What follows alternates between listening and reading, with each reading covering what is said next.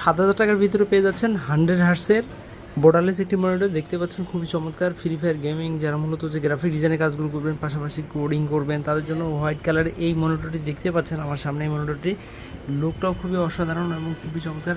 আমি যদি পিছনটা এদিকে দেখাই, পিছনে আপনি HDMI পোর্ট পাচ্ছেন এবং VGA পোর্ট পাচ্ছেন এবং পাওয়ার অ্যাডাপ্টার পাচ্ছেন একটি লাইন।